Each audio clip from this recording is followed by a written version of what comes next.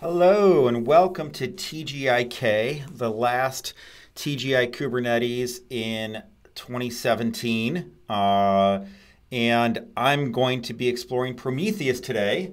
It's really quiet here at the Heptio offices, so I'm feeling a little lonely. So hopefully we'll have some fun together and we'll see where things go. Can we do a quick sound check? And folks in the comments, let me know if you can hear me. Hopefully there's actually somebody watching. Don't leave me hanging. I know it's a quiet day and everybody's gearing up for the holidays. But I see green bars moving, so hopefully things are good. Oh, hey, Andy, Craig. Yeah, those two are plants. Oh, wait, my camera's unfocused. Neil, good to see you. All right, so we're good. Hey, Liz. Somya, Justin. All right, we got everybody checking in. Well, let's see. So I'm really excited. This is the 19th episode. We've done a whole bunch of different things across these things. This one is going to be about Prometheus, which is a monitoring solution, which is in large part inspired by systems inside of Google called Borgmon. So I have experience with Borgmon, but I don't have any experience with Prometheus.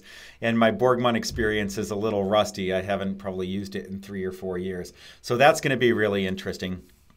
I did a little bit of homework this morning in terms of learning a little bit about Prometheus. So I'm not coming at this completely cold, but it's still going to be pretty raw. But before we get started, I'd like to do sort of a little bit of what's happening around. Hey, Gavin. Federico, what's happening around sort of the Kubernetes world. And there's some exciting stuff happening, even though we are dealing with a very, very slow week. So with that in mind, let me switch to my screen here. Enrique, welcome from Spain. Thank you for spending your Friday night with me here.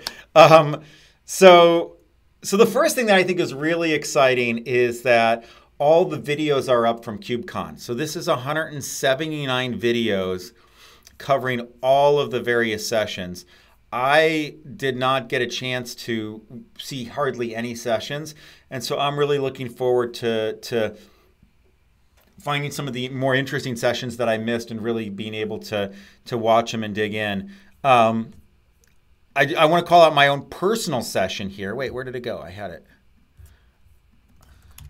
Yeah, here it is. It's going to start playing. I don't want it to play.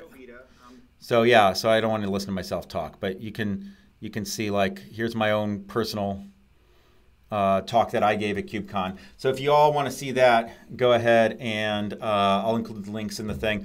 But this was the talk that I gave talking about how I think about the different personas for Kubernetes and what we need to do and how well we've done in terms of building Kubernetes out in this surrounding ecosystem to really help that particular type of user out. So I'll include that link in the description. The other really interesting thing that happened is Kubernetes 1.9 was released, which is a big milestone.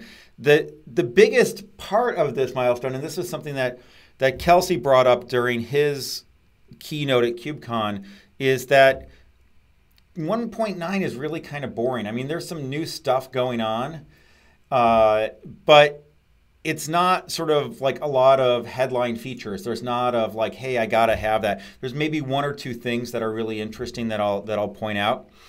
And so much of the work that's going in now is really about the extension mechanisms that let us build on top of Kubernetes as a platform and innovate without having to touch Kubernetes itself. And I think that's a really important thing to really unlock velocity in terms of people trying out new things, seeing what works, building these integrations. Now, we still got a lot of work to do. That's stuff that I actually talk about in my talk a little bit. But we're making some down payments getting ourselves there. So, okay, so here's the release notes for 1.9. And there's a lot here, and it's kind of excruciating detail.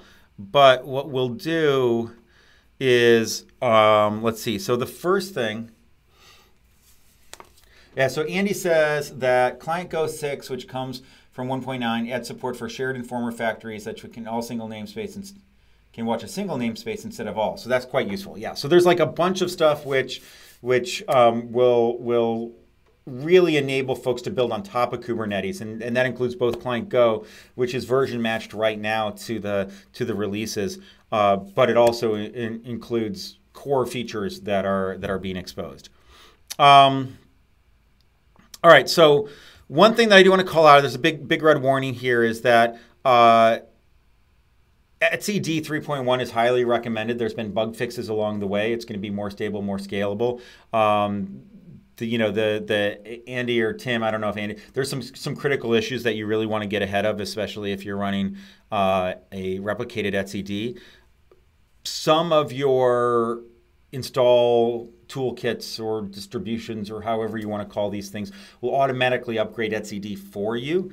A newer Kubernetes will run with an older etcd, but you really want to find a way to update. But you want to take a backup of etcd, or you want to use something like Arc to actually take a backup from inside. You want to make sure that if this thing totally falls down on you, that you have something to fall back on, depending on which mechanism you're using to manage your Kubernetes installation. All right, so let's go through. I'm going to just go through and read through some of these and actually talk about some of the more interesting stuff.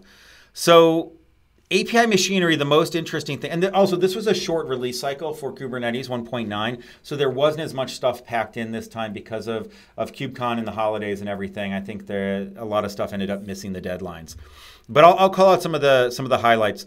So API machinery added mutating webhooks for admission controllers. And so what this means is that you can install a callback, and anytime there's an API operation with Kubernetes, it'll actually call out to your code, and then your code can reject that thing, or it can actually muck with it a little bit and actually mutate it. And this happens not just for adding new objects, but also for any updates or any sort of mucking with any Kubernetes resources. So this is a really, really exciting place that we're going here, because admission controllers are I think one of the places where people will start doing more and more interesting stuff with extending Kubernetes from the sort of cluster operator point of view, because these things are generally installed across the entire cluster. This is also someplace where good taste is going to be important.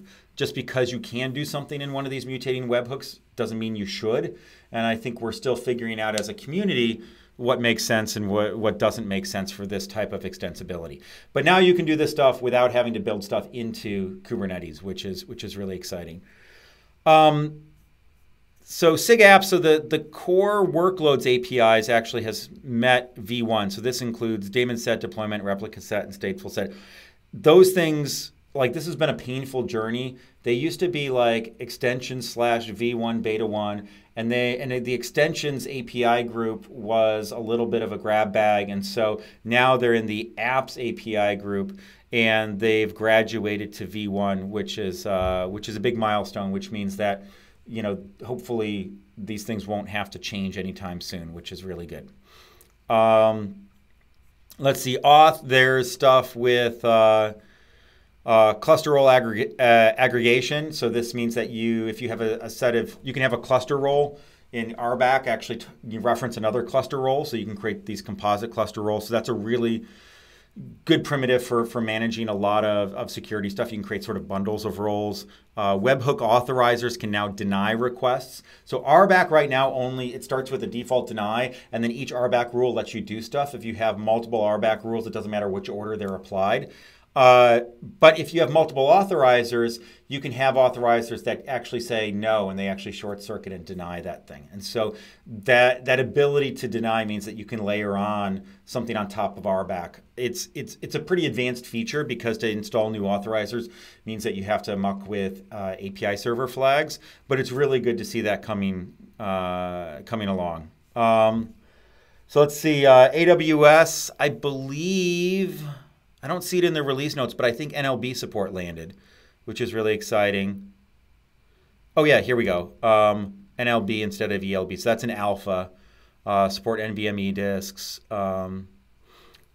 let's see, cluster lifecycle. Now with kubeadmin, there's support for core DNS. There's some IPv6 stuff. The dynamic kubelet configuration is really exciting because right now, and we'll see that a little bit later, if you want to muck with some of the kubelet configuration, you have to go through and edit the systemd units. That's something we're going to talk about with Prometheus. And so that stuff is all in alpha. The big push here is that over the next release or two, HA and getting all this stuff out of beta for kubeadmin is going to be important. But SIG cluster lifecycle covers a whole bunch of other stuff too. Let's see. So instrumentation, that's really sort of the Prometheus. There's the custom metrics API. I'm not going to be covering that at all. It's actually fairly deep topic. Let's see. Core DNS and the networking place is a really good thing. Let's see, hardware accelerator stuff in Node. So there's a lot of support around sort of GPUs, a lot of effort going into that. And then in storage, there is CSI is making progress, which allows you to do volume plugins. So just like we have a standard way of binding in different types of networking, CSI wants to do something similar for storage. And this is both sort of a storage interface that can apply to a whole bunch of different systems, plus an adapter that actually makes that work well with Kubernetes. And then I guess stuff is going along. I haven't been tracking the Windows stuff at all, so I guess stuff is going along with Windows. So that's the highlights out of that. For me, the most interesting stuff is the admission control webhooks. The mutating webhooks is definitely a big thing. Having the app stuff actually, out of beta is really exciting. If you're on AWS, the NLB support, it's still early, but also very, very exciting. So yeah, those are the big highlights for me. And I think also core DNS is gonna provide a much more sort of scalable and solid DNS infrastructure versus the sort of conglomerations of stuff that we're doing right now for kubeDNS. All right, anybody have any questions about 1.9 that I can answer? Go ahead and drop them in the chat. Otherwise, the other thing that I wanted to actually point out with is this new project, and this is being driven by some folks at Google. Old coworker David Aronchak is really working hard on this, called Kubeflow. And this is, I think, an interesting example of building up frameworks that build on top of Kubernetes and assume Kubernetes. So this is really around how do we make it easy. The goal here is to try and make it super easy to run machine learning frameworks, both TensorFlow and others, on top of Kubernetes. So how do we bridge that gap and make this more accessible to more folks? For me and for Heptio, a really interesting thing here is that these guys this team is betting on KSonnet, the new KSonnet experience that we introduced at KubeCon, to package up and deliver this experience. And so we're going to be working with them over time, both the KSonnet folks and this, and we're seeing a lot of other interest in KSonnet to really make it sing for this type of scenario. So yeah, and I'll be doing a TGIK at some point that really dives into KSonnet. But I'm a little bit hesitant to sort of pimp our own projects too much because I do want to explore what's happening outside of what Heptio is doing. All right, so with that's sort of like my quick sort of what happened this week in Kubernetes. I thought it was going to be a really slow week, but it turns out that there was a lot more going on than I first thought. All right, so let's start digging into Prometheus. I am going to be using a AWS. Okay, so Justin says, I would really love to hear your thoughts about KSonnet and how we can leverage it for declarative app management a la Helm or other tools. So right now, I think this is something that comes up a lot because KSonnet is really a building block for how do you describe how you want to run your application.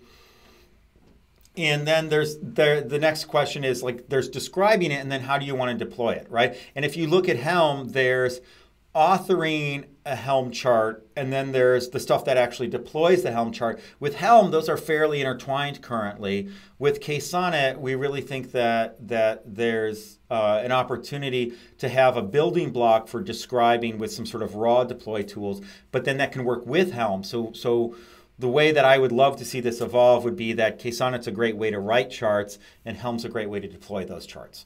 But as we reach deeper understandings of how things like this work, you find new ways to sort of factor them apart, and those individual pieces can have some independent utility. And so that's something that I think is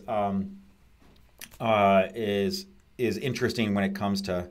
Sorry, my phone was actually ringing here. The iPhone says scam likely, so I'm going to ignore that one. So that provides a way to actually find new ways to sort of take this code and apply it, and so planning for Helm 3 starts in late February. There's going to be a Helm Summit in Portland, and then after that, I think one of the things I'd love to see is have Helm be able to integrate with more things like KSonnet, so that KSonnet can be a common way of deploying Helm, of describing Helm charts. Okay, so let's jump into the Prometheus stuff. I have a cluster up and running right now using the Heptio Quick Start. At some point, as EKS matures and we get access to it, Justin says that you wouldn't shy away from repping it. Yeah, I know. But it's one of these things where it's like, I know there's good stuff coming. I know there's always going to be more improvement. So it's finding the right time to really talk about it, because I don't want to be, hitting it every time. So, so Helm, help with blue-green, how pluggable. So the blue-green deployments and are interesting. My take on it is that I look at something like the meta controller for essentially doing a new type of blue-green deployment, and then it's not crazy to think that you could pair that with some KSonnet libraries so that you could use KSonnet to actually describe those custom resource definitions. And so one of the things that we wanted to do with KSonnet from the ground up is make it work well with CRDs. Okay. So I did an AWS quick start here. It's a small cluster with 2 nodes, but I did M4 largest so that they each have 2 CPUs. And this is because as we start doing Prometheus and monitoring, that gives us another dimension, because we're going to have multiple CPUs to look at. So Prometheus itself is a scraper and sort of like immediate, like recent, so on the order of like days or weeks, time series database. And I don't know, I don't know the folks who built out Prometheus. This is one of those areas where it's just not enough hours in the day to sort of get to know and really dig into all the interesting stuff that's going out there. But it's very obvious from using it that this is very much based on the patterns that were proven in this tool inside of Google called Borgmon. And I'm sure that there's ways that Prometheus improves upon Borgmon, but a lot of my intuitions that I'm going to be bringing to this session of TGIK are going to be based on the experience that I had with Borgmon while I was at Google. And I was one of the few people that had Borgmon readability. So inside of Google, if you're going to start working with any language, there's a certain sort of I'm going to like hazing process almost, but a verification that you know how to actually write code in that language that follows all the best practices and coding guidelines and style guidelines for that language. And so I spent enough time doing Borgmon. I got Borgmon readability. They ended up eliminating it because it just didn't end up serving that useful. But I spent way too much of my time mucking with Borgmon. I love this stuff, but it still is, it takes you a while to wrap your head around it. Hopefully, by the end of this session, we'll understand sort of some of the basics of what Prometheus is, where it fits into your monitoring world, and some of the sort of strengths and weaknesses, and at least a jumping off point so that you can really start exploring what you can do with it. So Brian Redmond did an interesting blue-green demo using Brigade and Istio at KubeCon. All right, that looks interesting, yeah. Hey, Elric, how's it going, man? Haven't talked to you in a while. Yeah, so deployment's another episode, so we'll have to take a look at that some other time. Okay, so the one thing I started looking through the Prometheus docs, there's a couple of things to look at here, is it talks about the features and stuff like that. I think this diagram is really interesting because what we're going to be doing is exercising some of the core parts of this, but pretty much what you have is you have a Prometheus server. And it does 3 different things. It goes out and it collects data. So this is this retrieval thing. And then it stores that data in a optimized time series database. So when we say time series, what we mean is a time series is a named string of numbers. Each of those numbers is a floating point unit, I believe, in Prometheus, and it has a timestamp on it. And then each of those series of numbers is identified with a set of labels and key value pair type of labels. And so you can, so you have sort of the dimension in time, but then for each of those, and we'll see this more as we actually start playing with it, but for each of those sort of string of values, there's all sorts of ways to sort of slice and dice and sort of data cube type of operations on that. And then there's this query language, and that query language ends up being a really flexible way of doing math with these things, where you can take this time series and this time series, and you can actually start relating and summing and averaging and doing all sorts of interesting stuff with it. And that storage manages the amount of memory it uses along with the amount of space on disk that it takes advantage of.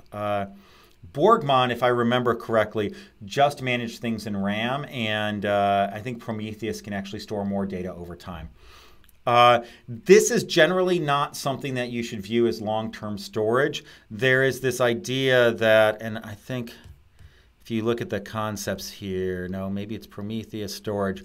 If you look at it here, there's like remote storage where you can actually take Prometheus and then store it to something that can store like time series for years. And there's once you start storing stuff for longer amounts of time, generally those sort of like archive storage systems aren't as flexible when you start querying the data.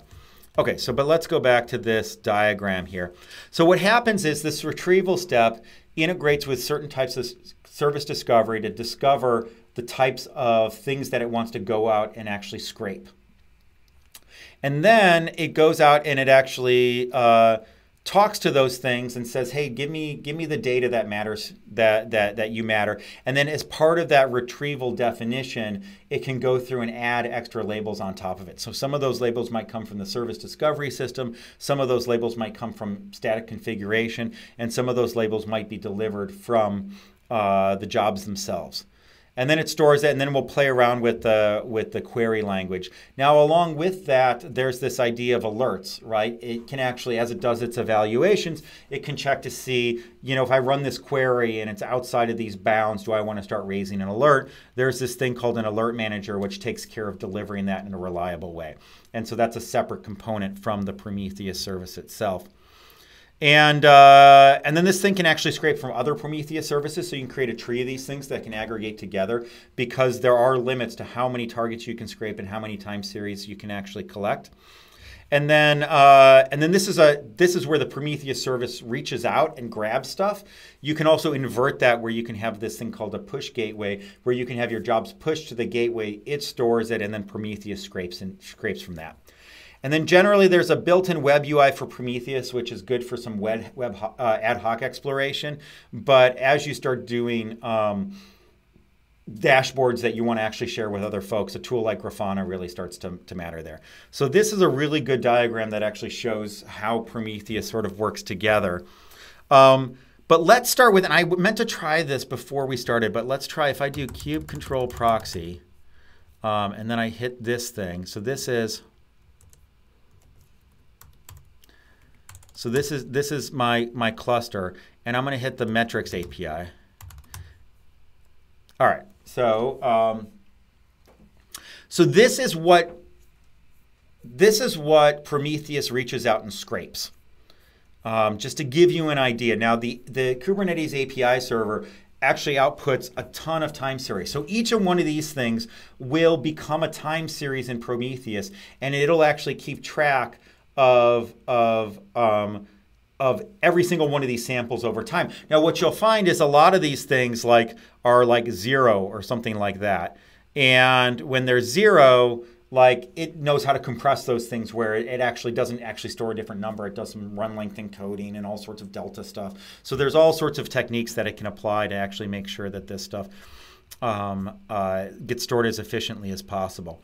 Now, what you have here, is that you can see that there's quite the explosion of the different types of stuff that's being exported from Kubernetes API server. But let's take a look at, let's see if we can find something interesting here. Here we go. So API server request latency summaries. Oh, that actually is taking us to quantiles. Okay, so here what we've seen is that we've seen 13,000, is that right? Okay, let's look at something else. I just want to make sure I interpret this correctly. Latency summaries. Okay, so that's the amount of time. There's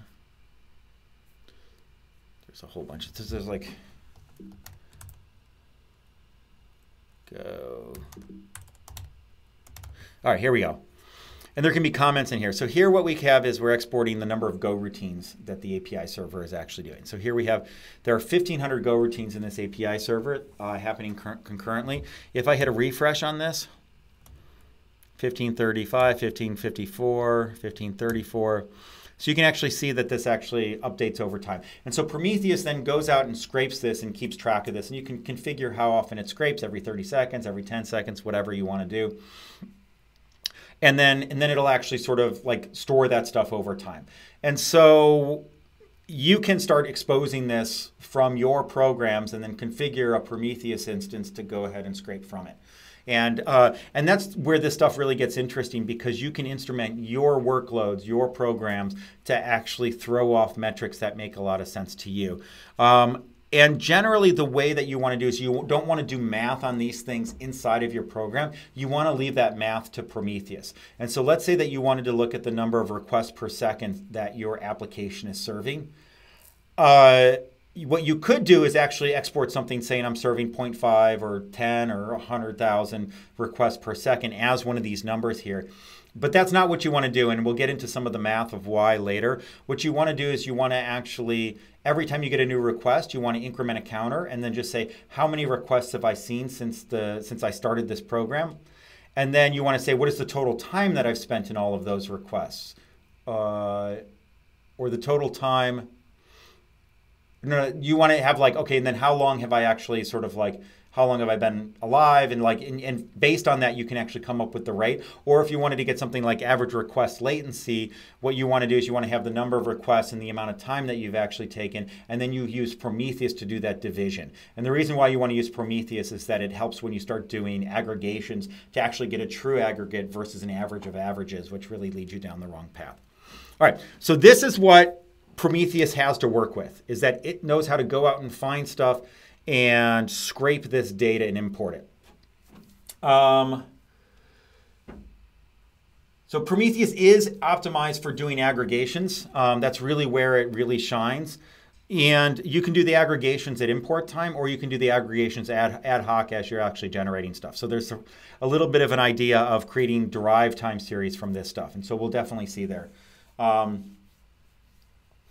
Okay, so is that Ken? KNY says Prom Tool check metrics is a nice linter for these metrics. Yeah. Okay, so let's go ahead and get it installed. So one thing that you'll see is that if I go here and I go Prometheus installation, like there's no like Kubernetes on this page. So the first thing you'll see is that Prometheus actually is usable outside of the Kubernetes world, which is actually really great. There are, you know, there's an official Docker image that we can go ahead and use. And so we could go ahead and start creating some YAML from scratch. And that's not totally crazy. There's also a Helm chart. When I started looking into this, some folks on Twitter were saying, hey, that Helm chart's probably not the best way to go these days. It's kind of overly complicated.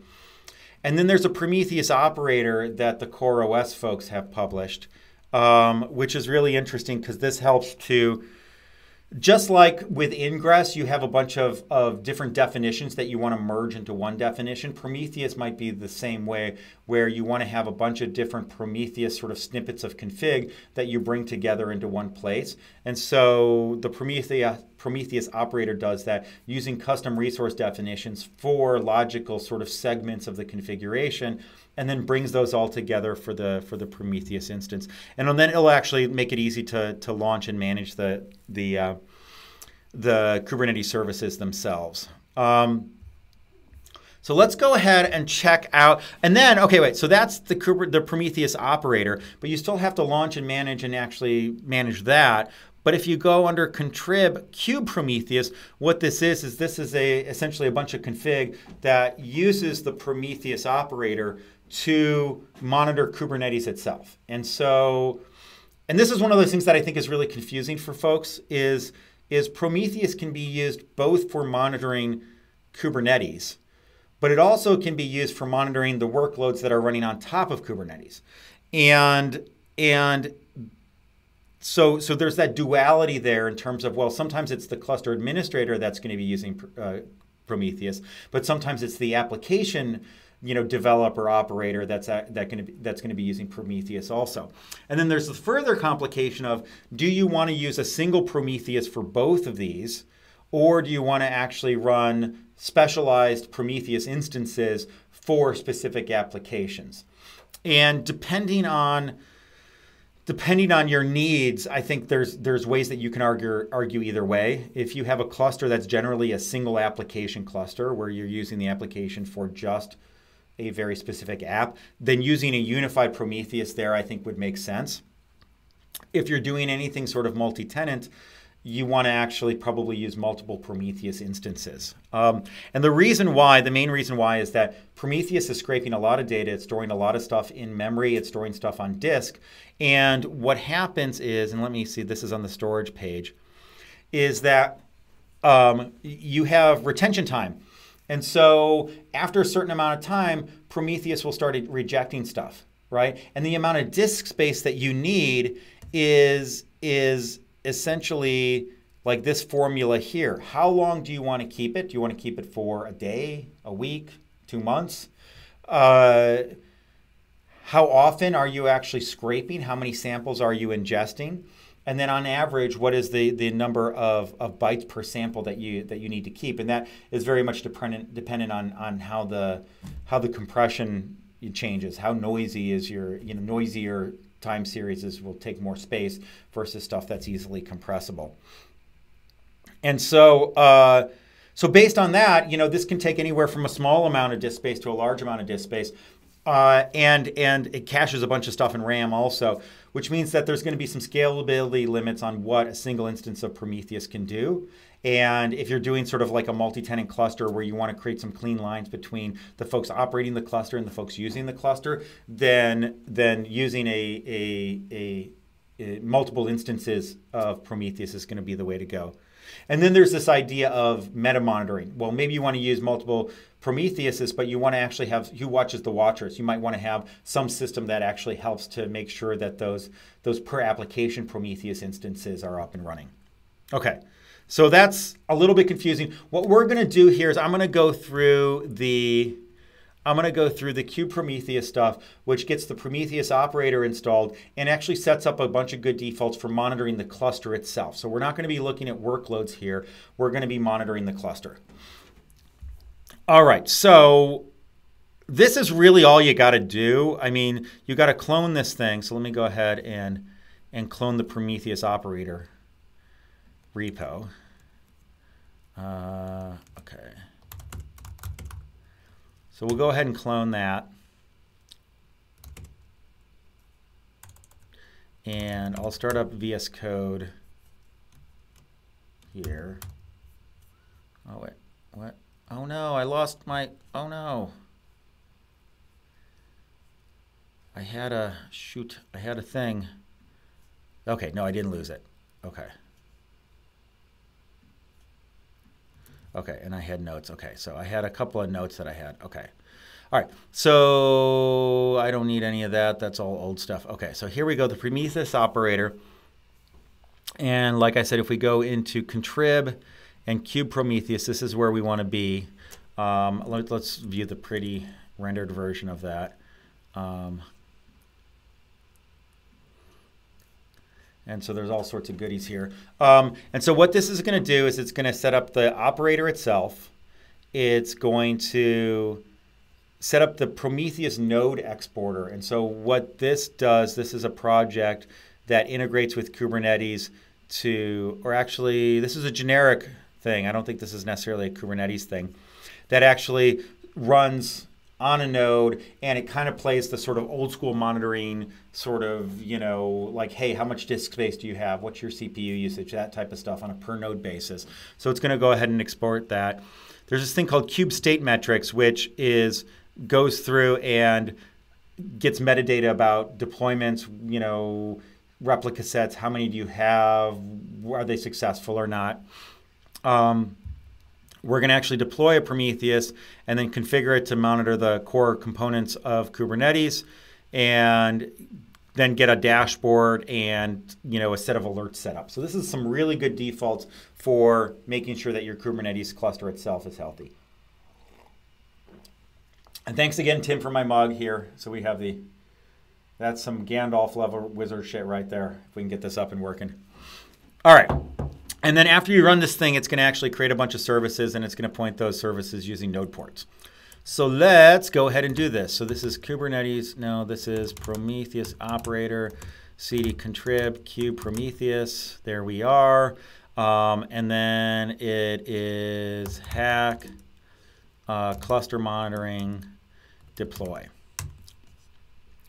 All right, so I did something here that I usually don't do, and I'm going to go back and fix that, which is I'm deploying this stuff without actually really looking at the YAML. And it's going to install a bunch of stuff here. But I wanted to get this up and running first because it'll start scraping immediately, and we'll actually have some data that will build up that'll be useful as we're querying stuff. But let's go through and let's look at what that script did. So what this did is it created a namespace called monitoring. That's what we're working in. And then it applied the manifest for the Prometheus operator itself. And so this is a directory. And so if we go and we look here and Prometheus operator, there's a bunch of files here. Let me go ahead and do this. And what this is going to do is we have a cluster role binding. We have a cluster, we'll get back to this. We have a service account. We have a service itself for the Prometheus operator. And then the Prometheus operator is just a simple deployment with, let's see, config, I don't know what some of this stuff does. But this is essentially the thing that creates Prometheus for you based on CRDs. Now let's look at the RBAC stuff for the Prometheus operator. Is actually I would love for folks as they write these things to really have comments for why each of these different permissions is needed. So for example, let's take this one here, third-party resources and custom resource definitions. This thing's able to do everything with every CRD and every TPR. And I think when we looked at the meta controller last week, there's different schools of thoughts with how these systems actually get themselves installed and bootstrapped. The meta controller last week actually used YAML files to define the CRDs that it was going to actually be operating with. And so that meant that the person installing it had to have permission to create CRDs, but the workload itself couldn't go through and muck with the CRDs.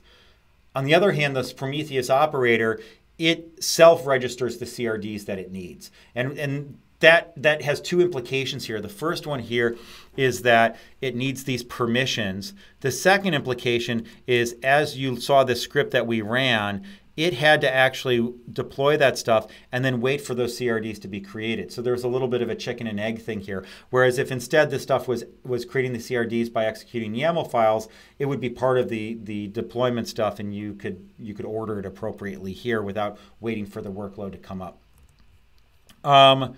So this totally makes sense. It's allowed to do everything with the CRDs that are being created there. See, this is the type of thing that I'm like, it gets carte blanche to do everything with stateful sets across the entire cluster. Maybe this is for creating the Prometheus instances themselves.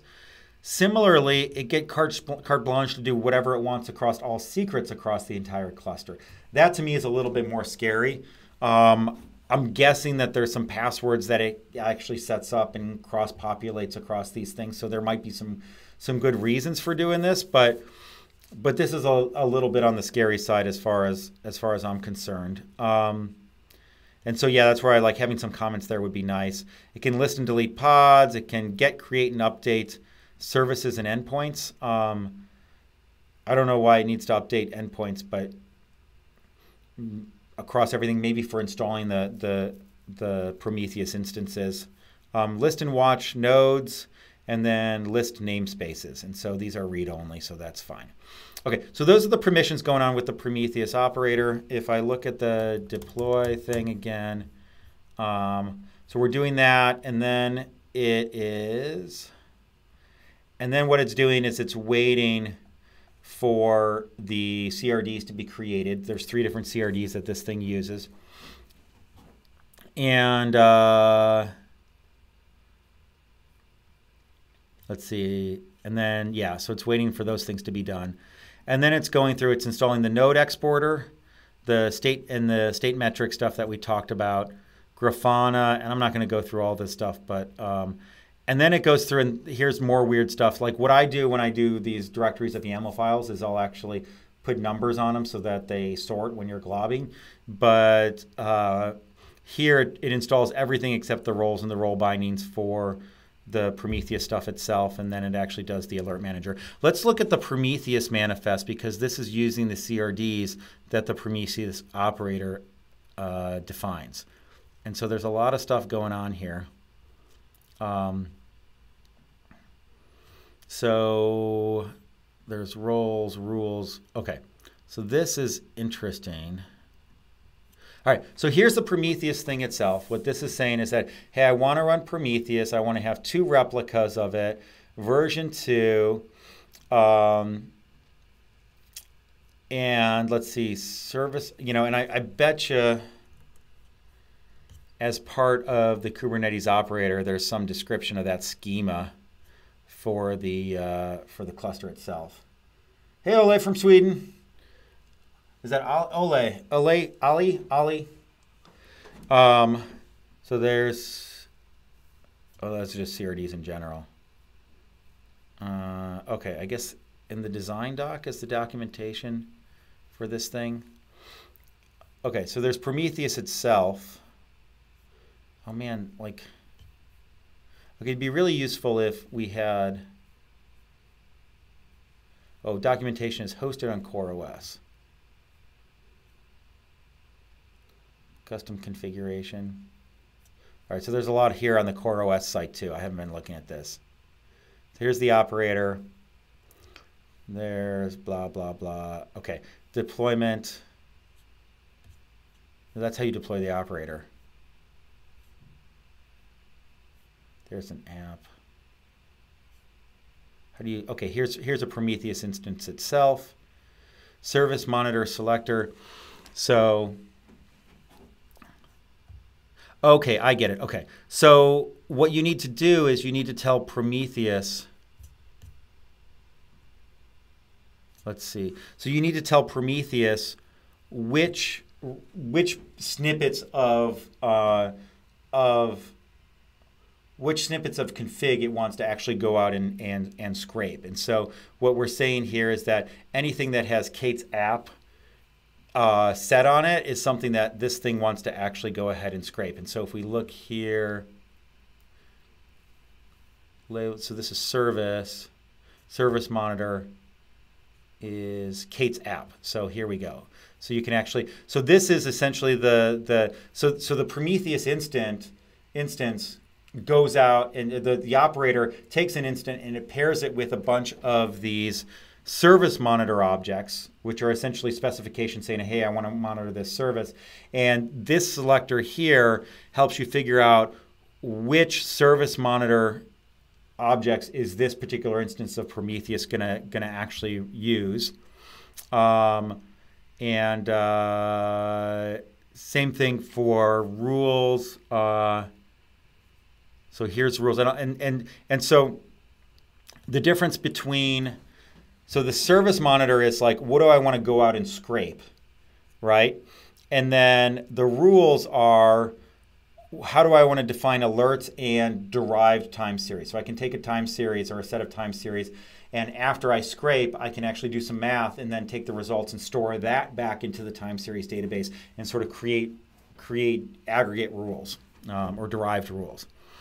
And so that's we have match labels for the service monitors, and then we have we actually have some for the rule files also. And then this thing is, we're going to say we're going to give it 400 megabytes of RAM and tell it which alert manager it wants to deliver alerts to. So that's pretty simple. And then what we're going to do here is, let's see, so we're going to create a service for that particular Prometheus, which makes sense. And then here's the things that we're going to have that thing monitor. So we're going to have it monitor itself, I guess. We're going to have it monitor the Prometheus Operator. We're going to have it monitor the node exporter, which is the thing that's going to scrape and collect stuff from all the nodes. We're going to have it monitor all the kubelets directly, both the HTTP metrics port and the cAdvisor port. We're going to go through and have it monitor the state metric stuff that I was talking about earlier, and the scheduler and the controller manager and the API server. And then the alert monitor that actually gets installed with this also. And then there's a bunch of rules that get pulled together that actually I'm not going to go through, but these are the things that define the alerts for all this. And there's a build pipeline for this that takes it from YAML files and then imports that and builds up this rules file. All right, so that's a lot of yapping. Let's go ahead and play with it. One of the things that I have here is I'm running this in EC2. I want to connect to it. I don't want to make the mistake of opening this out to the world so that everybody watching it can go ahead and start mucking with it. So I need a way to actually connect from my desktop to the Prometheus instance that's running in EC2. Now I could go through and set up a VPN connection to EC2, so that's one way I could do it. Or kubectl has a couple of commands here which are really useful here. There's port forward and there's the proxy command. Now port forward goes through and forwards a port, essentially does a tunnel, but it only knows how to go to a specific pod, not to a service. And so I could go through, and you've seen me do this in past episodes, where I grovel around until I find the right pod, and then I port forward to that, and then you're off to the races. But having to find that pod is a real pain in the butt. The next thing that I could do is I could use kubectl proxy, which lets you go through and essentially creates a connection to the API server. The API server has a way of doing its own type of proxies. This stuff was built out for the UI, for the Kubernetes dashboard. The bad thing about that is that is HTTP only, and it actually goes through and does some sort of deep content inspection and rewrites things that look like URLs as things come back. And honestly, I'm just not super comfortable as I'm playing around with this stuff by going through that type of proxy, because it's mucking with the content coming back in a way that to sort of rewrite relative URLs yeah, I'm not excited about that. So instead what we're going to do is we're going to actually create an SSH tunnel to the master node of this cluster. That master node happens to be running a kubelet and a kube proxy also. And so we're going to actually hit the node ports that we've defined on the master node and use that to actually do our tunneling here. And so I created a little script here to help do this. And this is a combination of, if you go to the output section of the CloudFormation template for the Heptio Quick Start, there's a sort of like a starting command that you can copy here for how you can actually do that type of forwarding. And this has a bastion host that it goes through, and so it's sort of needlessly complex. But let's go ahead and start that. And we'll do, actually I'm going to do it in this other window here. And we'll start that. And what we have here is we have 3 node ports. One of these is Prometheus, one of them's the alert manager, and one of them's the Grafana dashboard. Let's go ahead and start with the Prometheus one. Localhost 30,900. Oh, wait, that's not working. What is going on here?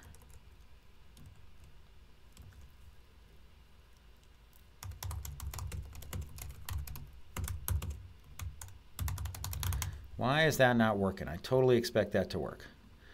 Prometheus, we're doing a node port, cluster IP, so everything should be okay there. Are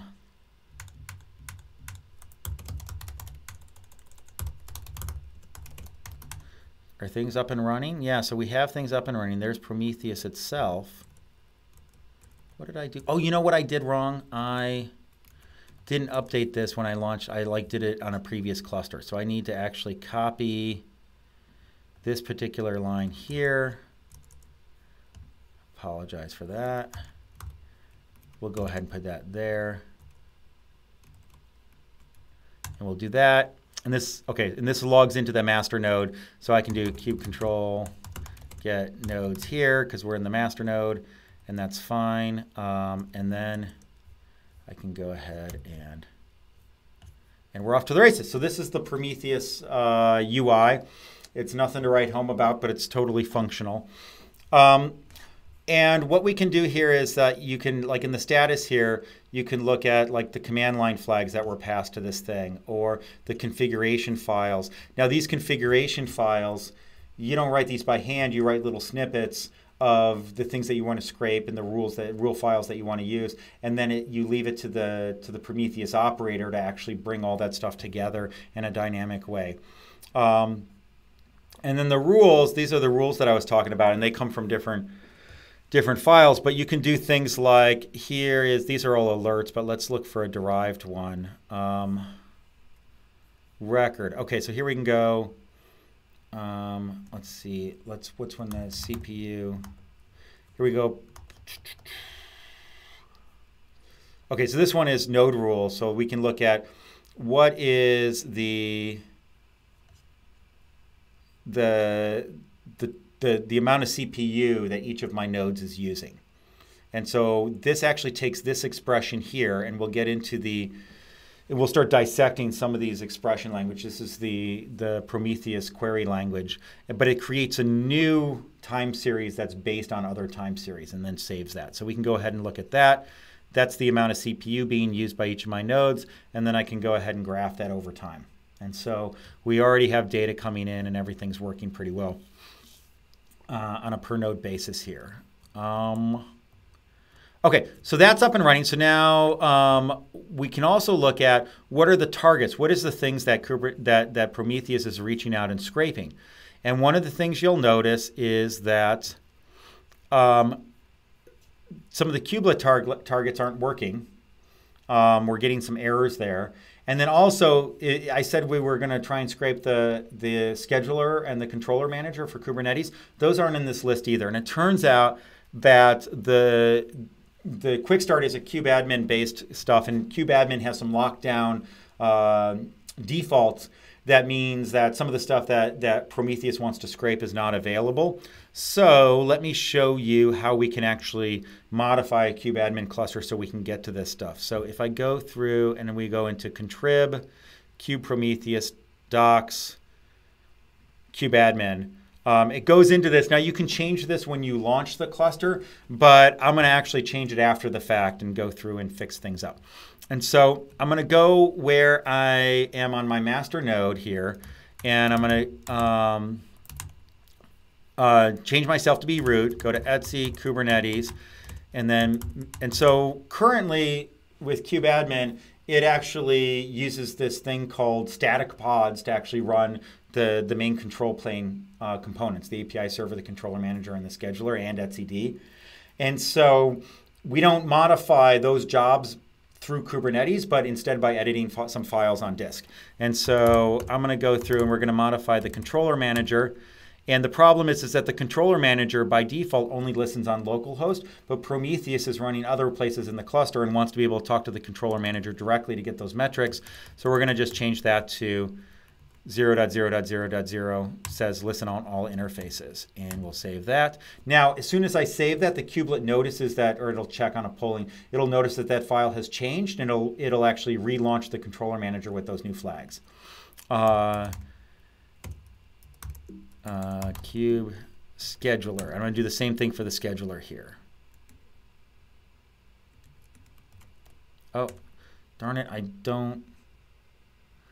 I am not an expert on Nano. And, you know, and like, I got to admit, I'm an Emacs person, and so, but like, I didn't want to install Emacs on this stuff, so I'm using Nano. Okay, so now if I go through and if I do cube control, or let's cube control, cube system, get pods. So even though we define those things with the YAML file sitting on disk, the API server sort of views them as read-only pods and actually gives them a name and surfaces them up. And so what we can see here is that the controller manager was restarted 51 seconds ago, and the scheduler was restarted 14 seconds ago. So now we actually went through and we made it such that those things got restarted with a different set of command line flags. And if we go back and start looking at the targets that we're collecting, let's go ahead and reload this. It takes it a few minutes to actually figure its stuff out. Okay, well let's give it a few seconds. Now the next thing is the kubelets is not exposing it's not exposing the cAdvisor port, and so we have to go ahead and fix that. Let's see, it'll get its act together at some point.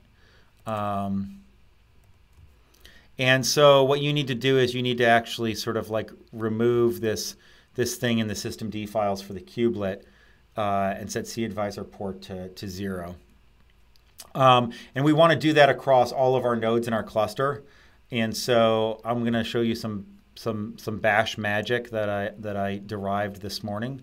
So the first thing we want to do here is we want to get the list of the nodes in a way that we can pass it to this program called Parallelize.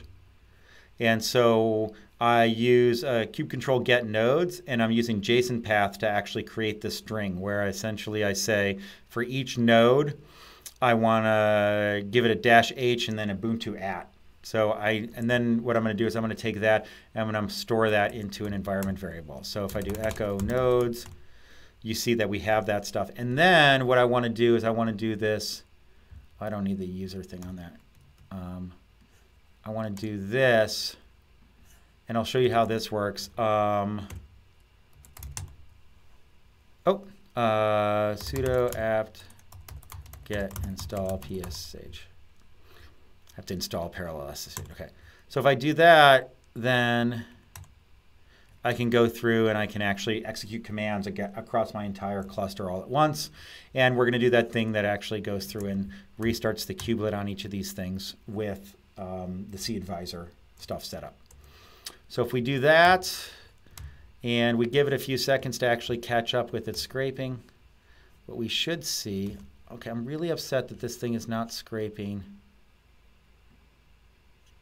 the API, the scheduler. Maybe I have to restart it. I don't know. I wouldn't expect that I would need to restart it.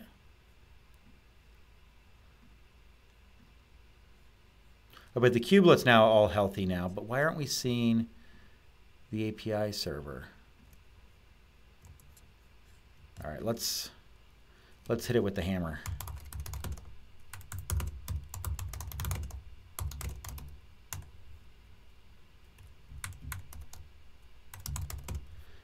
Hopefully this won't break stuff too bad.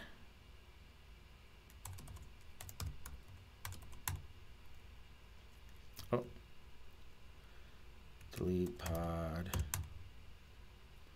Okay. So now this thing, I deleted those pods. They'll get recreated. Hopefully. Hopefully I didn't break things. We can always restart. Okay. Oh, we're not seeing it. Oh, I know what okay. So I know, so we have the API server. Okay, so the other thing is that Prometheus doesn't know how to scrape pods. It only knows how to scrape services. Actually, I think this is probably a design flaw with the Prometheus Kubernetes integration. I think you should be able to monitor things that are not services. And so what you'll see here, and I forgot to do this. Okay, if we look at Manifest here, and we look at Kate's, and there's one called kubeadmin. What we have here is, and let me pull this up.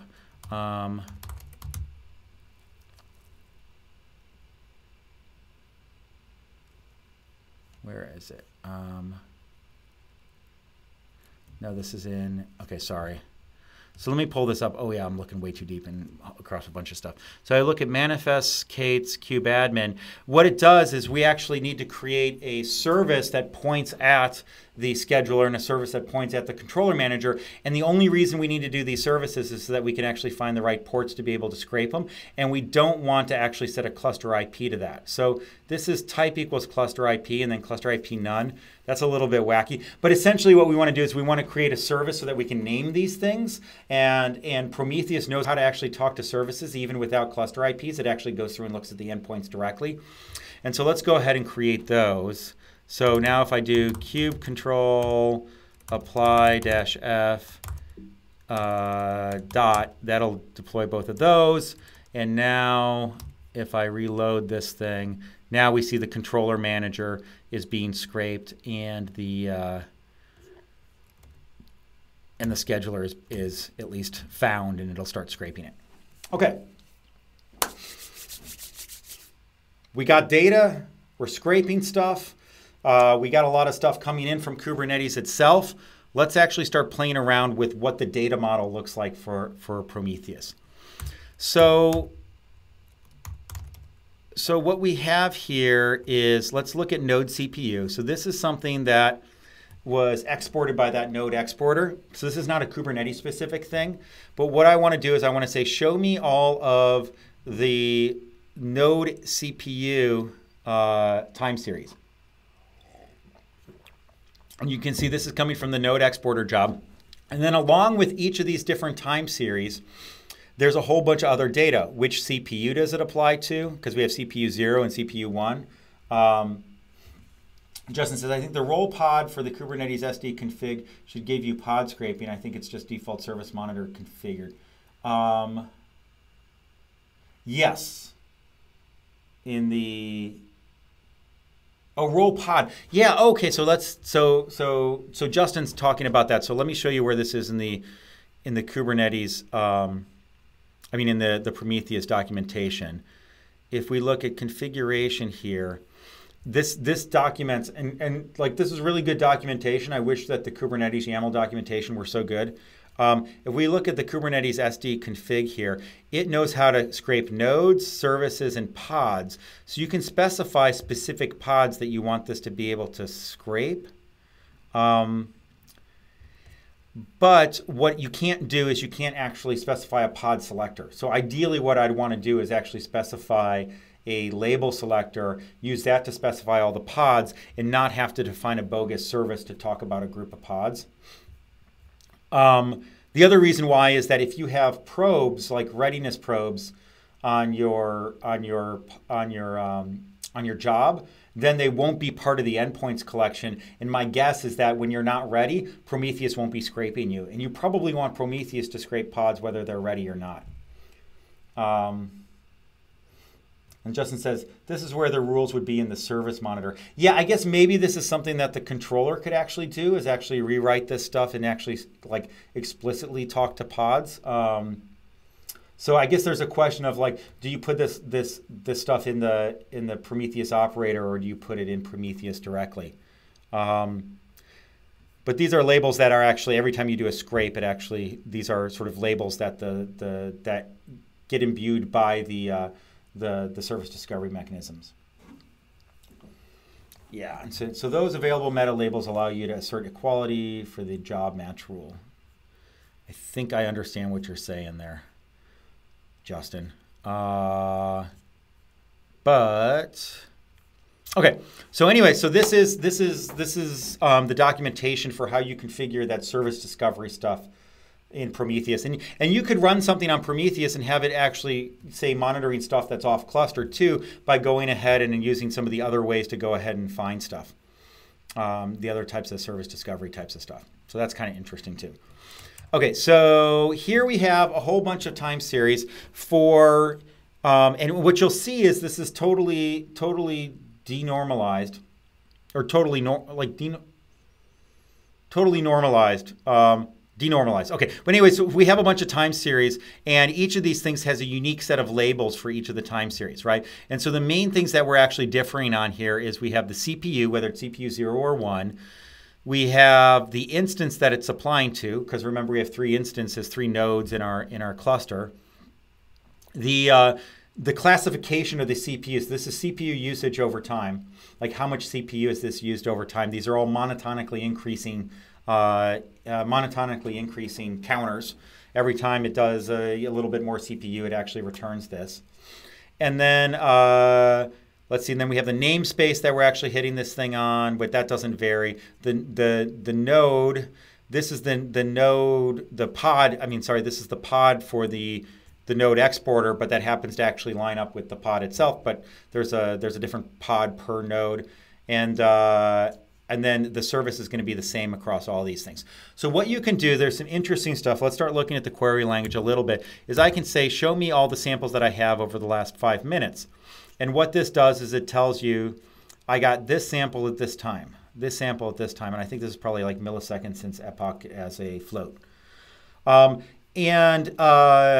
And so part of the complexity that something like Prometheus tries to deal with is the fact that as it scrapes, it's going to get samples at different times across a bunch of different things, and it needs to be able to sort of interpolate and use the right sample as it's doing math. Otherwise, you get some sort of wacky things. But what we can say here is I can look at, show me all of these things over the last 5 minutes, and then go through and show me the rate of these things. And so rate essentially says, how has that value for each of those time series changed over that time slice that you've looked at in terms of change per second, right? And so what we've seen is that if we look at this, on this particular node, as I look at the idle CPU usage, it's near 1. So this tells me that this node is mostly idle. The amount of CPU used, like CPU seconds per second used for this thing ends up being idle. So now we can go ahead and graph this, and if you do that, you're going to get like a boatload of graphs that's not very useful. So let's see if we can go through and do something a little bit more interesting. So one of the things we might want to do is we might want to say, we don't care about idle stuff. So we can go and we can say mode not equal to idle. Oh, what did I do? I missed a, there we go. And so now we've eliminated all the idle ones. And so let's actually simplify this a little bit. And what you can do is if you take one of these metrics, you can actually do qualifiers on top of it. So I can choose just the idle stuff, mode equals idle, and it'll actually just show that. And I get 6 results here, which is per CPU per node. Or I can say everything not equal to idle. Well, let's just look at idle right now because that'll actually give us a smaller amount of data. And then let's say I want to aggregate this across all of the CPU. So I want to add it up. So I can do a sum here. But that sums across all the nodes, right? And that's not really what I want. So I can do by node. And so, or actually by, wait, am I doing it wrong? What am I doing wrong here? Node CPU, by instance, okay. Sum by instance. Right, so now what I'm actually saying is I want to sum across all the other dimensions and just go by instance. But like maybe I also want to do by CPU. So now I actually do by node by instance, which actually gives us the same stuff we had before. But if I now actually go through and I take this qualifier out here and I say show me all of the CPU, what I actually see is that these are all about the same because they all started about the same time in terms of when we started monitoring stuff. And then I can go through and I can say, well, let's take that over the last 5 minutes. Oh wait, what am I doing wrong here? Some CPU, node CPU.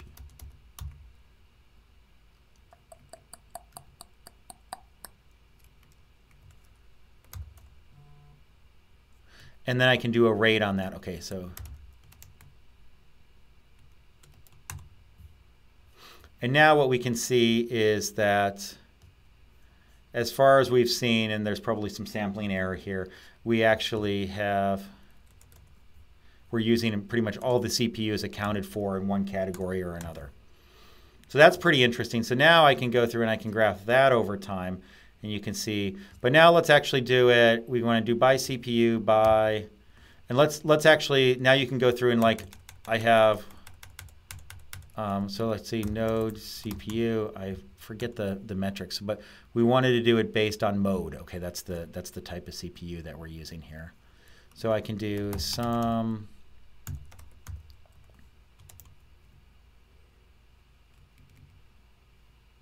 Yeah, I was going to, the Kubernetes, okay, so, Justin, you're saying here's a good example file for getting an appreciation of the various Kubernetes SD configs. Those things, it's hard to actually post the stuff in the comments there, Justin. If you want to like tweet that at me, that's something that I can pull up and we can take a look at that. So we look at the sum of the rate of this things, and then we were going to select by mode. And so this is across all my CPUs. I can actually break it down by the different modes. Yeah, you can't post links in this stuff. If you tweet that at me, I can go ahead and actually pull that up so that folks can see it and put it in the notes. So this gives you an idea of some of the flexibility that you can do in terms of doing aggregations of these things. And everything that we're doing right now actually deals with a single time series and doing things like derivations of this stuff. Now, what's interesting is this rate operator, and if we go through and if we start looking at the query language here, and we'll look at the basics, and there talks about how you can sort of sum this stuff and all that and staleness. So there's a lot of good stuff there. But if we look at, is rate here? No. Functions. So rates. Okay. So rate is interesting. You give it a set of things and it calculates a per second average rate across those things. So this ends up being really super useful. What's also interesting is that these things generally, and I assume that, okay, so it assumes that counters are monotonically increasing, and if you see the thing actually get restarted, then like let's say that you do a rollout of the same job and you're doing an aggregate across that stuff, or the thing crashes and it comes back, what you'll see is a sawtooth pattern as you actually graph the raw underlying metric. Rate is smart enough to actually see those discontinuities, those resets to zero of monotonically increasing things, and actually adjust for that as it calculates the rate.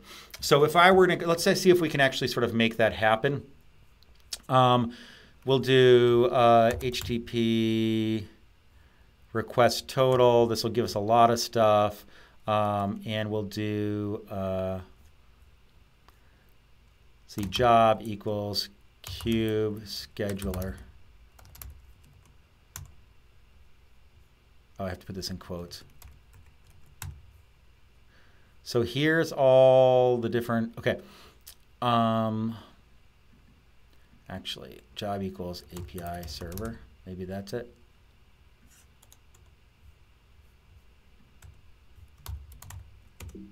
Okay, yeah.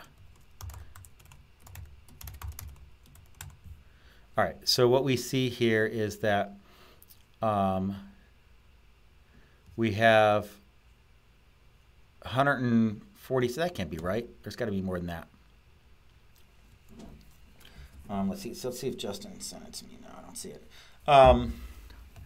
So essentially, so this is HTTP request total, the API server. I have a hard time believing that we've only seen 147 queries with how long this thing has been up. I wonder why that's not. Okay, so let's see if we can find another metric that's more interesting. Oh, let's do go routines, right? So we'll actually look at that across all our different things. Let's take the API server, job equals API server.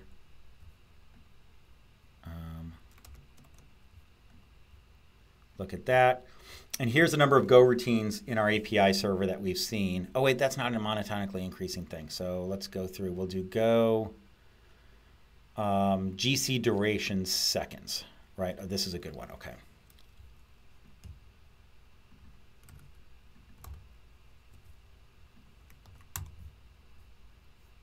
No, it's not. Damn it. What am I doing wrong here? Oh, because this is a quantile. This is actually doing a distribution. Durations. So this is the number of GCs that the API server has had. Okay. Yeah, so this is what we would expect to see, is that every time we do a GC, we see it for a while, and then we can actually look at We did restart the API server. No, we didn't restart the API server. We just restarted the controller and the controller manager and the scheduler. We didn't restart the API server. But like we can go through and we can look at this over 5 minutes and look at the rate. There we go. And we can see that our GC rate is relatively stable across this stuff. But let's go through and look at the raw data again.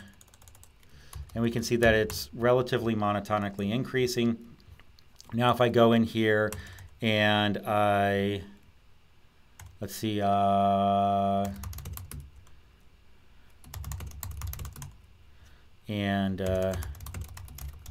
let's be mean to this thing, and should we just kill it? So we'll do sudo docker kill that thing. So we just killed our API server. All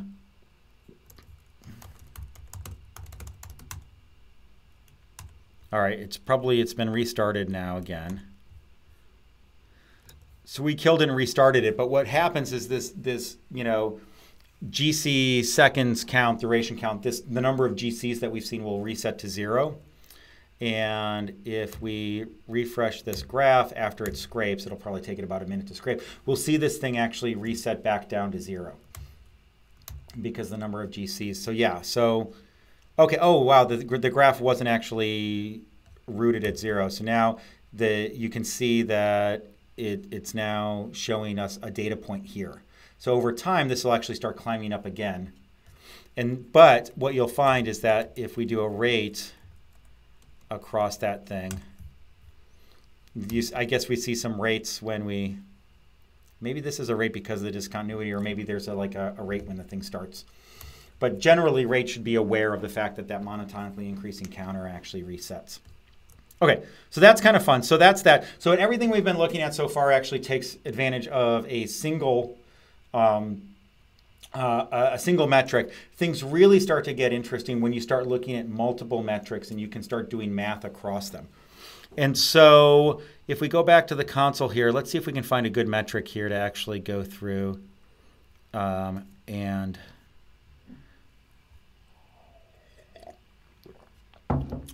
look at here. Maybe something with the scheduler. So what does the scheduler actually export? Can I do like star job equals cube scheduler?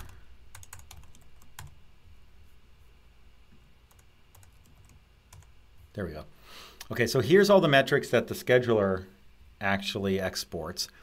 And so what's interesting is a lot of these things are actually histograms. And so the way that you do a histogram is each histogram bucket ends up being a time series in and of itself.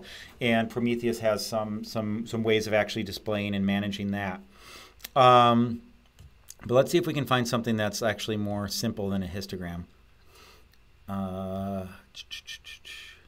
Go memstats, go GC, FD utilization. So we have HTTP request duration.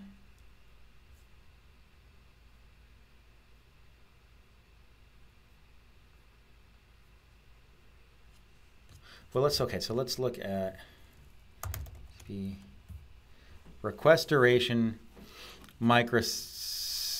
request total. So what do we got? Okay, so here's all the different requests. And it actually shows us across all our different instances. We're only saving the 200s here, which is really interesting. So that's probably not the metric that I think we want.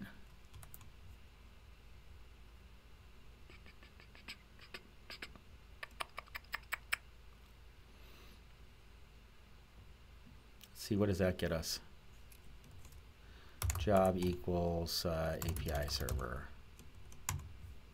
All right, so here we have, yeah, so this is actually all the different requests, and it's actually breaking this out based on the 99th percentile, 90th percentile, and 50th percentile. So, so that's actually really interesting stuff, but we can look at the count. Here's,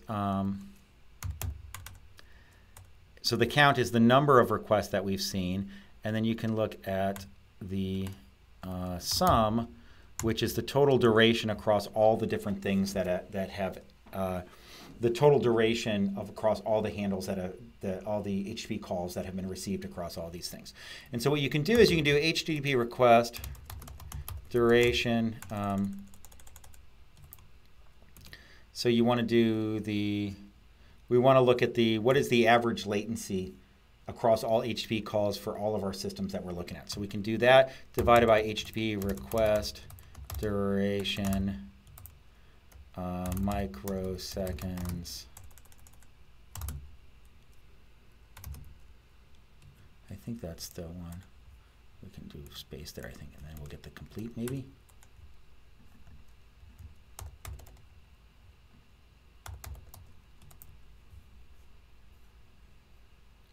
Count, okay. So now what we've seen is durations divided by counts. And we'll see that the kubelet actually handler Prometheus alert groups flags. So you can see that we're reporting a whole bunch of data around this stuff with the average amount of time that it's taken in microseconds. Some of these things are going to be really big because my guess is that they are long poles like watches that show up, and so those take actually quite a while. But what you can see is we can actually see this across all of our different metrics, and then we can go ahead and select out job equals API server, for example.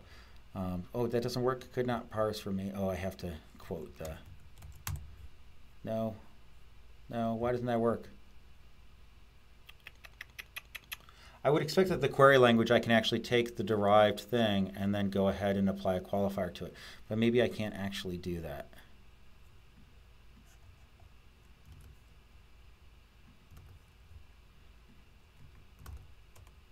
There we go. Okay. So you see the API server actually has really long amounts of time because we're pulling it a lot. So there's a lot here to actually dig into in terms of the functions and the querying and the things. What I do want to do, though, is let's dig into some of the example rules that come with this just to get an idea of what things look like. So if we look inside of the Prometheus stuff and we look at Prometheus, you can see here's the rules. And a lot of these are alerts, which are super useful. But the one I want to look at is the node rules for essentially this is from the node exporter. And so we're going to have this derived value here, and we can go ahead and we can graph that directly, or we can look at that directly, called instance : node CPU rate sum. And so generally, as you're creating all these derived things, you want to come up with a naming scheme for it. And that naming scheme, you can use colons to separate it from stuff that you're scraping directly, because you kind of have these raw time series and then you have the derived ones. The derived ones end up being interesting here. And so what we see here is that this is the amount of node CPU that I'm using per node. But I'm like, okay, what does that really mean? And so the expression that we're dealing with here, and I can copy and paste this, is and then by instance. There we go. So that's the same data, but now instead of using that cached, that sort of derived metric, I'm recreating it. So this is a more expensive query for me to be able to do than the previous one, because it's not being calculated and then cached. It's actually being calculated anew. But what we're doing is we're taking the node CPU, looking for all the modes that are not idle, not IO wait, and not and don't begin with guest, or I think that, I don't know, there's a mode that includes guest. Maybe that includes like guest VMs and stuff. I'm not sure. So we don't want that mode either. This is essentially not matching a regular expression. That's what it is. Over the past 3 minutes, I want to take a rate of those things, sum it, and then make sure that I sum it by instance, right? So I keep the instance dimension and then collapse all the rest of the dimensions and sum across them. And that's what we end up with here.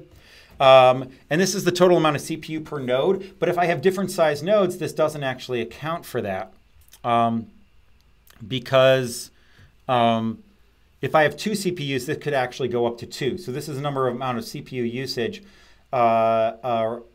in total across CPUs, which is actually not bad. Like we can do, but the other thing is I want to see like, okay, for each of my instances, how much CPU is being used as a percentage of across all of those CPUs that are on that instance. And that's where this instance node CPU ratio comes from. And so here you can see we're using like, say, maybe 5% of a single CPU on each of these things. Now, if I look at this, if we do this rate, that gets cut in half. And the reason that gets cut in half is because I have 2 CPUs per node. And so when I look at it as a sort of percentage across all those CPUs, across 2 CPUs, I'd expect that to be cut in half. And this ends up being a much more interesting query to actually look at. And so this actually starts showing some of the sort of power of the query language here. What we're actually doing is we're doing something similar to what we had before, where we're looking at all the CPU that's not idle over the past 5 minutes. So this is one of those things that's interesting. This is 5 minutes, and it has a different way of selecting out the idle stuff. So these things aren't as consistent as you'd probably want them to be. And then I'm taking a rate on that. And then let's see, I'm doing a sum without. So I'm just trying to like this is one of those things where I haven't done this stuff in forever. So it ends up being an interesting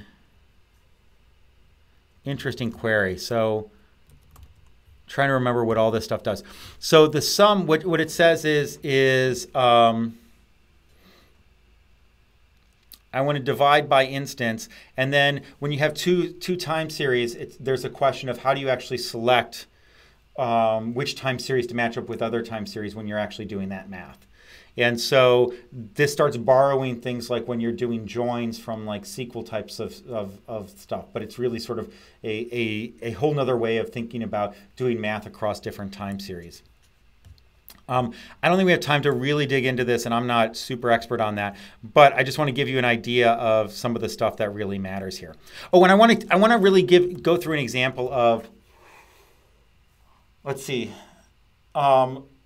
Here's the thing. So like, if we just want to take a simple metric like queries per second, and let's say I have 4 instances of 4 replicas of my job, and I want to say, what is the total queries per second that I have across that deployment, that replica set, that whatever, that service?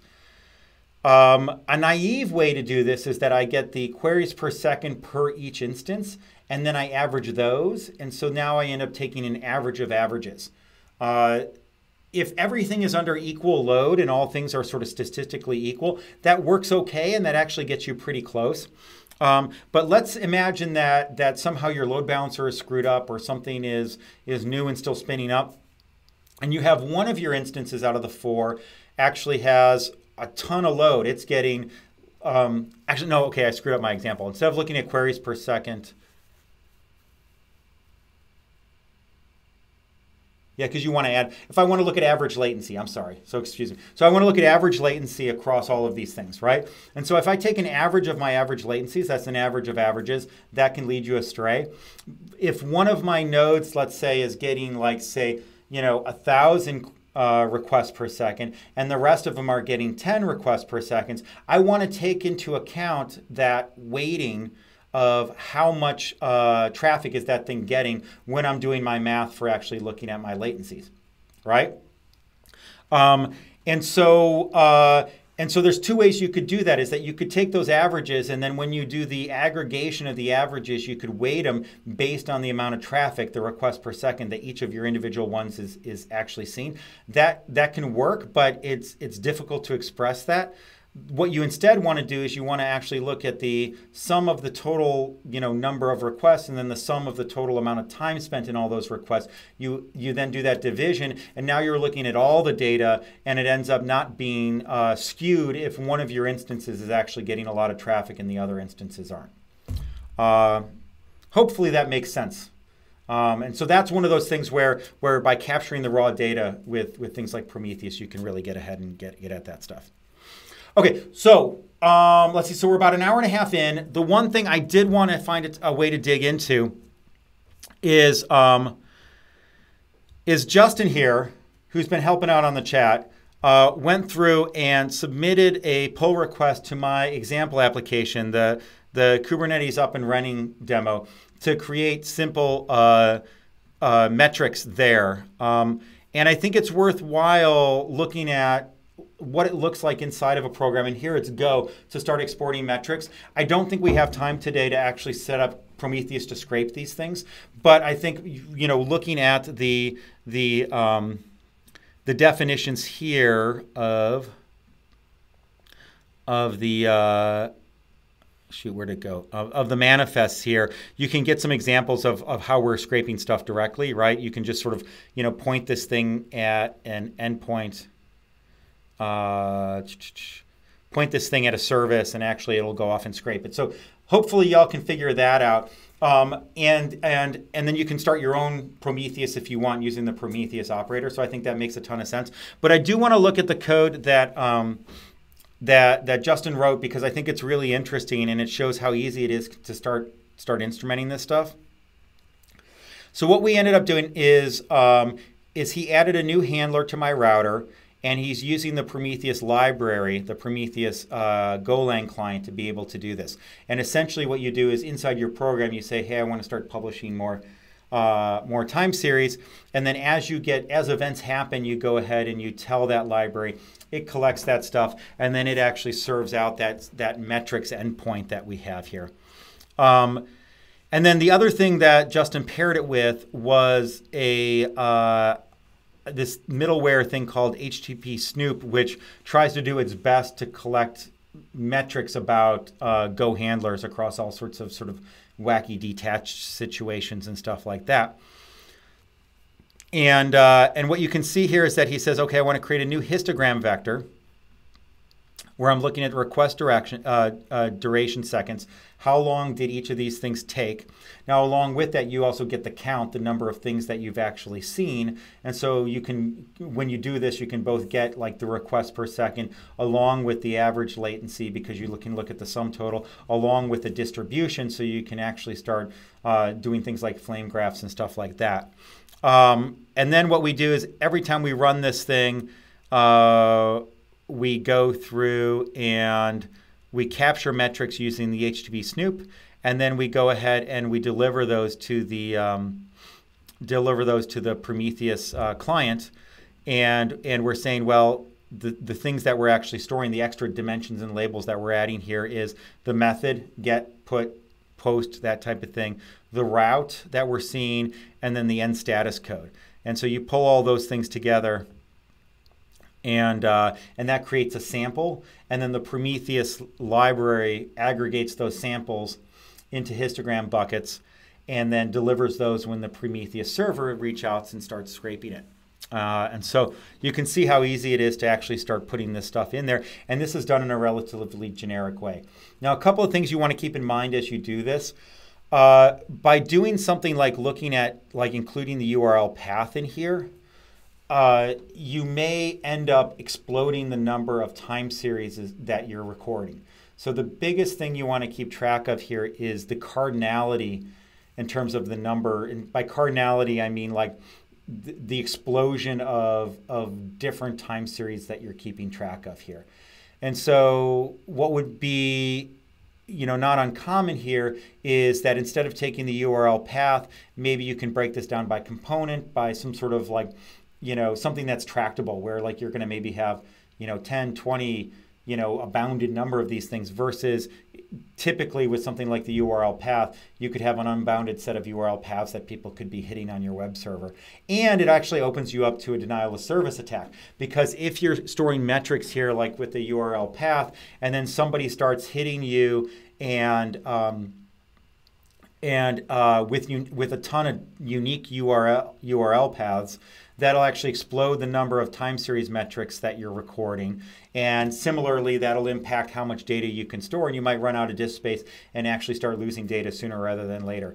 And so probably a good rule of thumb here is that you don't want to have the cardinality of your time series or dependent on user-defined behavior, because then they can cause that to explode. If you do care about dealing with high cardinality data, Prometheus is not the system for you. You probably don't want Prometheus. There's other ways of dealing with this. You can log this stuff and start looking at more traditional monitoring solutions. Something like Google BigQuery, where you upload some logs to that, makes a ton of sense. But a friend of mine runs this company called Honeycomb. And this is based on this system called Scuba from inside of Facebook, and it is essentially a monitoring solution that's built to deal with high cardinality data.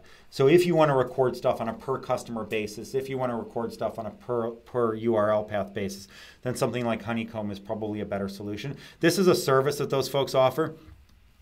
Really interesting stuff going on there, but there's trade-offs between doing sort of the monitoring and alerting that you see with something like Prometheus versus doing the sort of, sampling of essentially events, raw events, and then being able to have a distributed system for querying that. That's what you're going to get out of something like Honeycomb.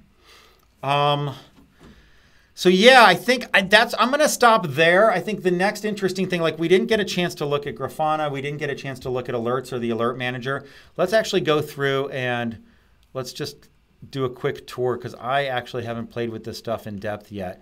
But here we're, so this is Prometheus. Oh, not Graph. Is it 2? Okay, so here's Grafana. And I think, I guess there's no like dashboards installed by default here. Oh, here, deployment. So here's some built-in dashboards that have been built based on the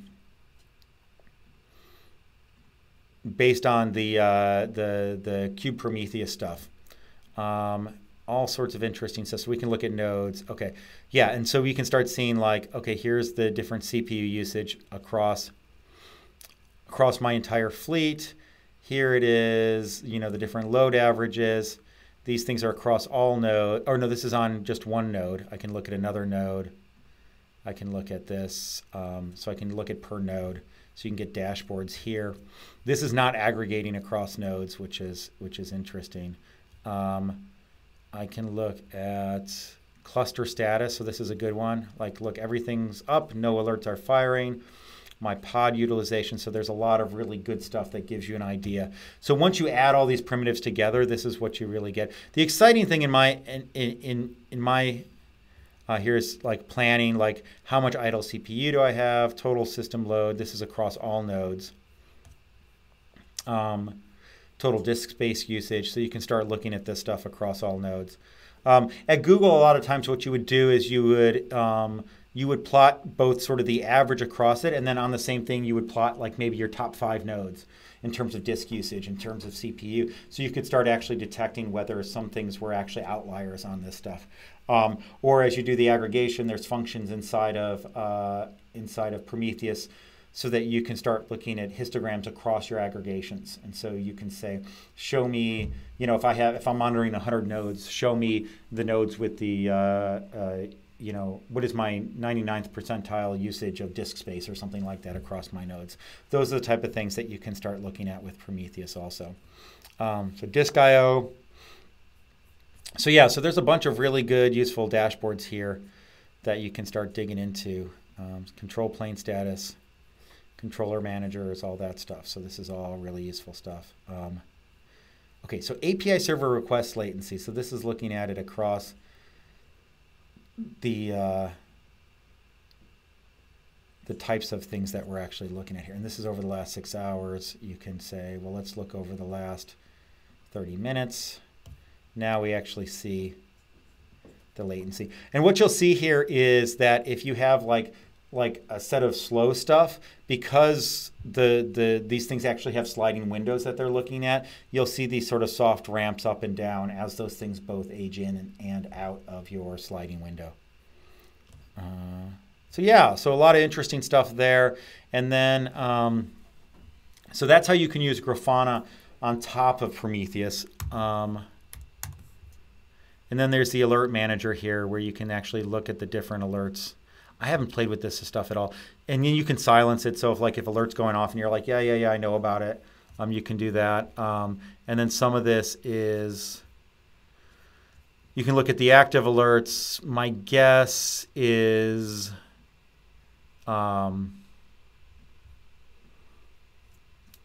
you're defining the alert manager, you actually deliver like how, who do you want to send email to, stuff like that when you're defining your alerts. I've never done that, so that's the type of thing that I believe you do in alert manager. And generally you want to make sure this alert manager stuff is HA, because you don't want, if you can't deliver alerts, that's bad news. And I believe you can share the alert manager across multiple Prometheus instances. And so you don't have to run these things one-to-one. So those are the other components that we didn't get a chance to really dig into.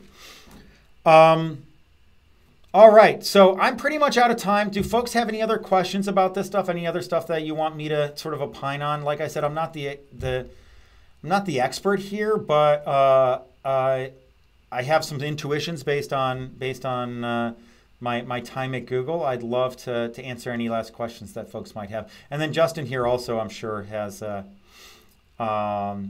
some ideas and knowledge and more specifics around Prometheus than I do. So updates on Spire. So for those who don't know, Spire is the open source reference implementation to go with Spiffy, which is a way of authenticating across workloads, in a project that I started a while ago. I don't have any specific updates on Spire. It's not something that I've spent a ton of time on over the last couple of weeks. It is something that I do want to spend some time on at some point. I would love to do a TGIK episode on Spire and how it relates to Kubernetes as that matures. I want to make sure that I don't spend too much time investigating and talking about things that are still very much not ready for people to use right now. Prometheus is a mature product, hit version 2, where they improved the storage backends and the performance dramatically. It is ready for people to start building on. Things like Spiffy and Spire are still a little bit earlier in their life cycle, so I kind of want to balance that out as I do the TGIKs. So make sure to use at least Grafana 4.6 because it has an enhanced Prometheus query editor. That's good to know. I think that, it's one of these things where there's so many different strings flying around. Having a query editor that really knows about, and what are we at? I don't know what version of Grafana. I assume we're running a recent version of Grafana, but I don't know. I don't know where I can actually see that. Let's see if I do metrics. There we go. So it's running, I don't know. I don't know what Grafana is running. That's interesting. I don't know which version we have here. But yeah, having an editor that actually really knows about the Prometheus query language makes it a heck of a lot easier to do those ad hoc things. So thanks for that, KN Weiss. All right, well, thank you for watching. Have a good new year. Please keep sending me ideas for topics. Hopefully stuff like this is useful even if I'm not a deep expert in this stuff. Hopefully I give you a little bit to think about and you can start taking the exploration that I've done and taking it to the next step. And have a Merry Christmas, Happy Holidays to everybody, and a good New Year. And I am going to continue TGIK in the new year. So again, keep sending me your ideas, and I'll keep exploring stuff. So All right. Thank you, everybody. And I will talk to you all later. And, you know, if you stayed with me this long, you're probably already subscribed. But definitely try and pass the word on TGIK. Try and build the audience and get more folks involved. All right. So I'm signing off and have a good new year.